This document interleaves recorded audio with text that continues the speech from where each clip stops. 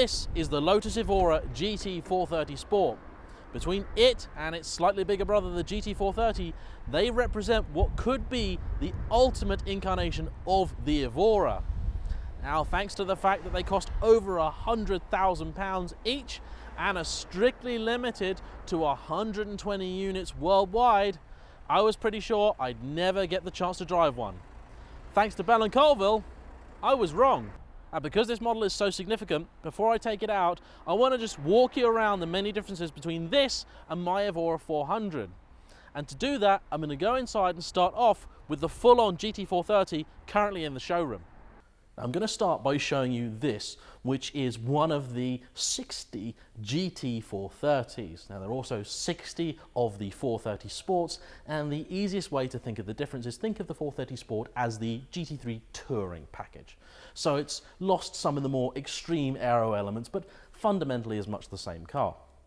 Now, the changes that the Evora has undergone to become a GT430 are pretty significant, and it's been focused on making the car basically a hell of a lot more aerodynamically efficient. Now, the biggest visual change, of course, comes here at the front, where you have a completely new front end. Now, when I saw the pictures of this car, I wasn't keen on this at all, but seeing it in the flesh, it does look stunning. It suits the car really, really well. And in this form, more than ever, the Evora looks every inch the junior supercar. I really love the fact that you can see the radiator nice and prominently through here. You've also got this gorgeous carbon fiber splitter down here, helping you cut through the air. Moving along, just like in the old Evora Sport 410, which has now been replaced, you have this carbon fiber access hatch here, you have these dark painted elements here, and you have a little grille mesh which matches that at the front and makes the car a lot more uniform. Coming round, you have the carbon fiber effect wing mirrors here, and then one of the most interesting features of the 430, you have this little cutout in the A section here. It's very, very cool, and of course is all helping the car's goal of moving the air through the car in a way which is most beneficial to the aero. At the front, you have these cutouts here, just like on the Exige Cup, and like the Exige Cup, they are real, they work, they are gorgeous.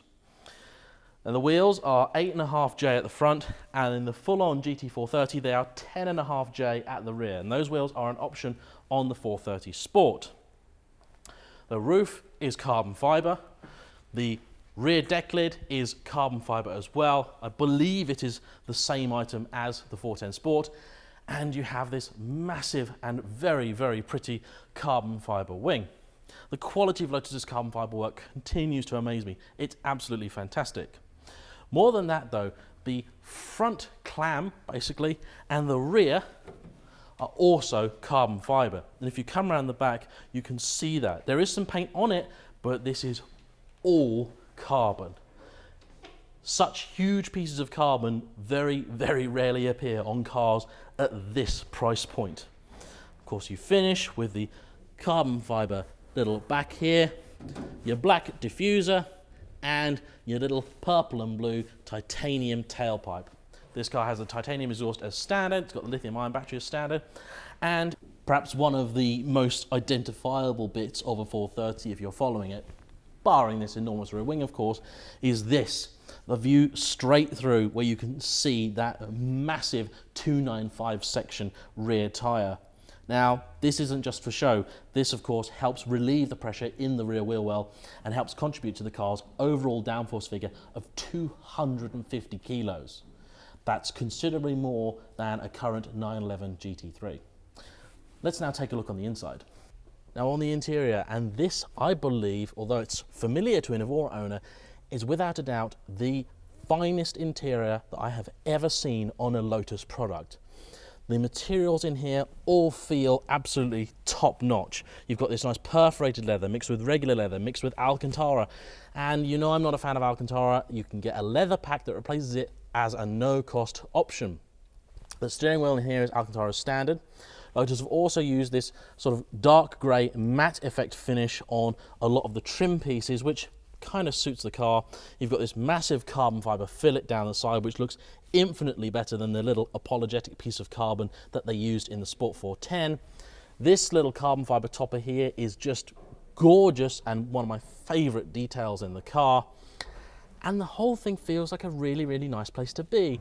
When the GT430 was revealed, I was really worried because looking at the car and the performance numbers Lotus were quoting and the clear emphasis on trackability, I was concerned that they might have done away with what to me is the Evora's core strength. And that's its ability to be not just very fast, but also very comfortable and very usable. And I am so glad that with this car, they have kept that. Now this car has the optional carbon fiber backed Sparco seats. They're essentially the same design as the regular Evora seats, but these seem to be working so much better. They are comfy and they are supportive. Yeah, you sit a little too high in the car for my liking, but I've gotten used to my Cobras, which do sit you very, very low. You can also have, and as standard in this car, the same cup seats that you see in the Exige and you'll have seen in the Evora Sport 410. Now, one major difference in this interior is the absence of a button. One button in particular, that's the button for the exhaust valve. It's gone now, and we have VW to thank for that. I was told a couple of years ago by Lotus that this was going to happen, but in the wake of Dieselgate, basically European types have gotten very, very tight on all the little tricks that manufacturers used to use to skirt around the rules. And one of them that they've clamped down on is buttons that make your car louder on demand. So now you're stuck with an exhaust that opens when it wants, which is at basically 4,500 RPM. And that's a shame. But otherwise, from in here, it's a very good start. So the differences between that car and this one are fairly simple. It's lost the carbon fiber front splitter. It's also lost, tragically, the lovely cutouts on the front, and the rear wing at the back has disappeared. It also has slightly narrower rear wheels, although you can option the 10.5J ones from the 430 back onto it. Other than that, it's the same car. Now, in terms of numbers, what does that mean? Well, this car is 10 kilos lighter than the 430. This weighs in, believe it or not, at 1,289 kilos wet. That is an incredible figure and is a testament to what Lotus have managed to achieve with the platform. It's lighter than the original naturally aspirated Evora. Now, the aero changes mean that this car produces only 100 kilos of downforce versus the 250 of the car inside. Now, at Lotus's own Hethel test track, they say that costs them around a second a lap. But fear not, this is not going to embarrass you on a track day. Now, the upshot of that change of aero means that while the GT430 has to do with a top speed of a measly 190, this will go on all the way to 196. 0 to 60 for both cars, 3.7 seconds. Now, those are serious figures. But how does it translate into a real-world driving experience? Only one way to find out, of course. Let's take it out.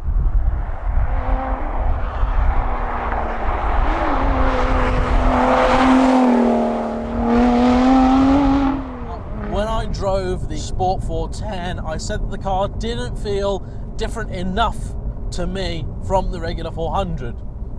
This does. So this car has two-way adjustable Öhlins TTX dampers. They are apparently the exact same items used on the Evora GT4 car. They're very, very good. You can adjust them to your heart's content, basically, and I think they're probably in sort of middle settings at the minute. Across these kind of roads, they are quite firm. Now, recently, we've seen a number of people who've been, well, Exige diehards that have moved into the Evora after years of saying they probably wouldn't. And I can see why they've chosen this car to do it. This is definitely the Evora that gives me the most Exige-like sensation. But I've decided to bring it down some pretty poor and pretty broken roads because what I really want to find out is whether it retains that Evora magic of being able to cover really poor ground at, well, basically very high speed. The car does not feel night and day quicker compared to the 400. If you were already a 400 or a 410 owner and you were thinking of making the upgrade based on speed alone, I would say not worth it. However, because of the suspension setup, because of the way this car is, it's just that much more direct. So the headline numbers, 430 horsepower, and that is horsepower, not PS, it's 436 PS if you're interested, and 322 pound-foot of torque. Interestingly, the automatic comes with slightly more torque. Quite why? We're not sure. But that gearbox is well known as the weak link of the whole thing. It's absolutely joyous to use, but Jean-Marc Galles, Lotus' CEO, has gone on record as saying what we all knew already. The reason the car's producing the performance numbers that it is that gearbox. The engine will take loads more, gearbox won't. Simple as.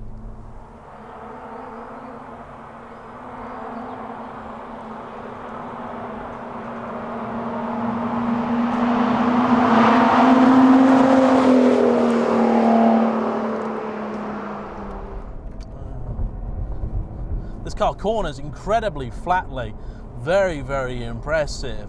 That, of course, is the payoff for having the suspension set up being that much firmer. I can definitely believe the fact that this is a much, much quicker car on track than the regular 400, and if you're going to spend a significant amount of time tracking your car, I can see why this would appeal. Now, this is wearing 245 wide tyres and 295 at the rear, and their Pilot Sport Cup 2s as standard.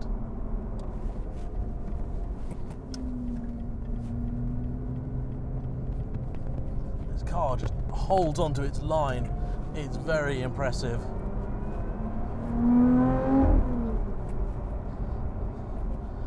One thing that is really irking me at the minute is that exhaust. So as I mentioned, it is basically now self-controlling. As before, the valve will open at about 4,500 RPM. And what's really, really annoying is the fact that this car is therefore not as nice and loud when you want it to be on the road, when you just want to enjoy that gorgeous V6 sound. It's also still too loud to use on track. I do not know why Lotus continue to insist on using an exhaust on cars with a clear track focus that won't let them go on track. I would have rather they actually made it that the exhaust was just quiet all the time rather than having this Jekyll and Hyde personality. It also means if you would like to try and be discreet and you're really pushing on, you're not able to, because it still barks and shouts and screams regardless of whether you want it to or not. And noise levels in here are very, very good. Compared with the Exige Cup, it is still a very decent and refined car.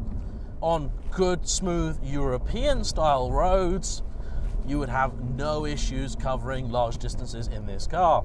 It's not the same as an Evora 400. Yes, of course there is a family resemblance. Of course things are familiar. The brilliant gear change, for example. The somewhat restricted view out the back. And the gorgeous view out of the side. Now, I'm told that the biggest difference really in the engine here is not those headline figures, it's the way it behaves under the curve. The regular car has a sort of odd dip in torque at about 4,500 RPM, and that seems to be gone in this. Certainly, comparisons with something like a 911 GT3 are inevitable, especially when the car is priced as it is, and it's the engine genuinely where you're going to feel the biggest difference between the two. That GT3's power plant is really, really something special, and as good as this Toyota engine is, in that department this car is simply outclassed.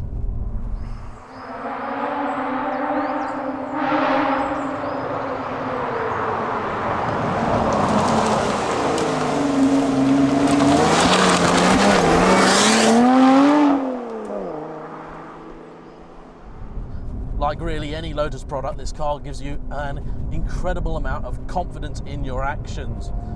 You go into every corner knowing exactly what line the car's going to take and whether you're going to make it or not. It's properly good.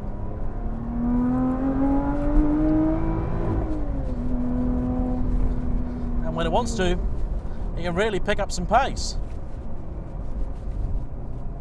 I do like this car. I was worried I wouldn't. Personally, for road use, I would definitely soften up the suspension. It is, for these kind of roads and the sort of roads that I live near, a bit too firm. One of this car's other party pieces is the adjustable traction control system, and it's inherited that from the 311, and you may have seen this system on the Cup 380 and Cup 430. And what that means is that if you turn the traction control off in the settings up here, you then get a choice of 5 or 6, if you count off, different modes, and they alter the amount of slip the car will permit before it intervenes. That's quite clever.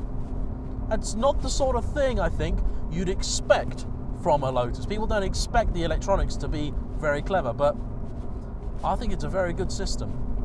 I really wish I could see those cutouts in the front from here, because that does make the experience just that little bit more special. But having the louvers at the back is already quite wonderful. The view out of any Evora is always sensational. This car has a real sense of connection between driver and road. More than possibly any other Lotus. You just point and car goes. It's just sublime. I am starting to gel with this car. When I did my review of the Sport 410, a lot of people disliked me for it. Mostly those with Sport 410 orders, and I criticised it for basically being too much money for not really a big difference. On track it was something like 2 seconds quicker than a 400, which I basically said is clearly due to the fact it's got Cup 2 tyres on it, because everybody knows Cup 2 tyres are brilliant, because they are. With this car, they seem to have put considerable effort into distancing this from the Garden Variety 400. If I'm being completely honest, on my favourite B roads, I suspect a 400's going to be the better car. It's slightly more comfortable, the payoff being you don't have the ultimate control that you do with this, but we're still talking about cars which are, you know, top handling cars ever here. It's not like one's poor and one's brilliant. Far from it.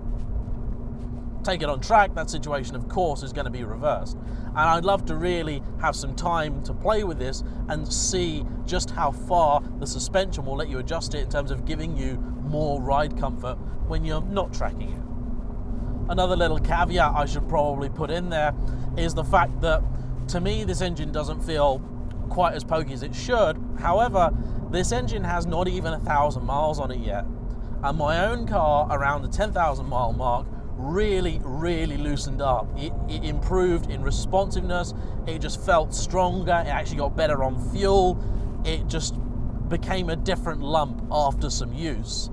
And I suspect this will do exactly the same thing. I'd love to come back and revisit the same car after 10,000 miles of driving, because, you know, these cars need to be driven and used. Okay, conclusion time. Now, I've spent an awful lot of time thinking about this. In fact, I'll be perfectly honest, I actually drove this car 4 days ago, and today's my second go in it. Such was the importance of getting this review right for me. Now, I think I need to be very clear in my opinion about this car. It is, no doubt, one of the best handling, best driving cars I have ever been in. Without a doubt, the highlight of the whole thing is this amazing Olin suspension. It's better on track, and you know what, on road, it may even be better than the Bilstein setup that I have in the 400. It's really that good. I was worried that it would be far too stiff, and it just wasn't. On the engine front, the car's just not as fast as I'd like it to be. 30 horsepower is not a knot. The mid-range in this car is improved over mine, but I just like it to be faster. If you ignored the price, this is a brilliant car. Unfortunately, I just can't.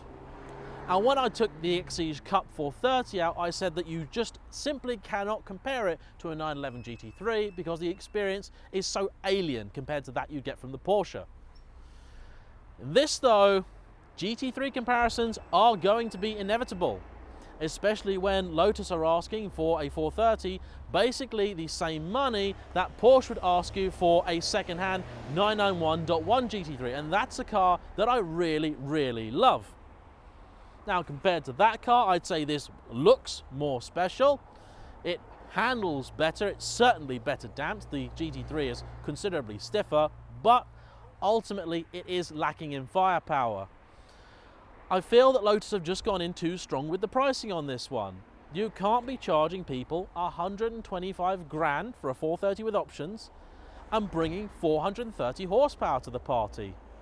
I'm afraid it's just not enough. Now, that being said, if you're a Lotus diehard and you buy one of these, you are a lucky, lucky so-and-so. Because having seen one of these for the third or fourth time now, when you see the full-on 430, my life, it looks spectacular. It really does look its asking price. It just needs a bit more go.